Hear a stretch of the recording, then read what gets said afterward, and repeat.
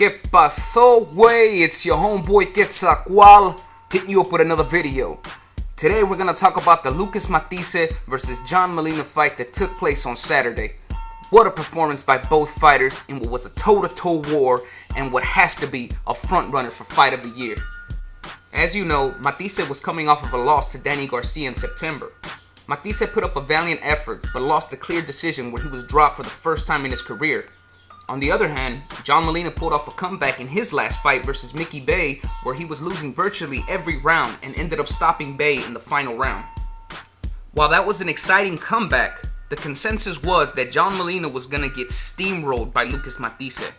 But Molina showed everybody that he wasn't just going to be some pushover, as he rocked Matthysse in the first round and then dropped him with a right hand in the second. When Matthysse got dropped, I was like, oh shit. Matthysse, you in trouble. Matthysse got back up and kept fighting, but it seemed that Molina's power was really bothering Matthysse. Then in the third, Matthysse got cut by an accidental headbutt, which added to his problems. In the fifth, Matthysse was dropped for the second time in the fight with another right hand. Now, it did appear that Matthysse was hit behind the head, but he was hurt nonetheless. Matthysse got back up, but things weren't looking good for him. Even though he was landing big shots on Molina, it seemed that Molina's power was more effective at that point. And it was crazy because you're used to seeing Matthysse having a granite chin. And while Molina is known as a big puncher, he was moving up in weight for this fight. So it was surprising to see Matthysse getting rocked like that. But it appeared that Matthysse told himself, I ain't going out like no bitch. Because Matthysse kept going toe-to-toe with John Molina. And it seemed like Molina started slowly breaking down as he began throwing less punches, and you could see that Matthyisse's shots were now having a clear effect on Molina. Then, in the 8th round, Matthysse dropped Molina, but you could see that Matthysse pushed him, so he should not have been accredited with a knockdown. Either way though, Molina was starting to get beat down.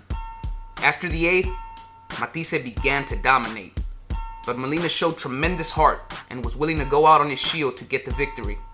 The punishment he was sustaining, however, proved to be too much, as he was once again dropped in the 10th. He survived that knockdown, but Matthysse finished him off in the 11th with a big combination that dropped Molina, and the fight was over. I think boxing fans were treated to a great fight over the weekend.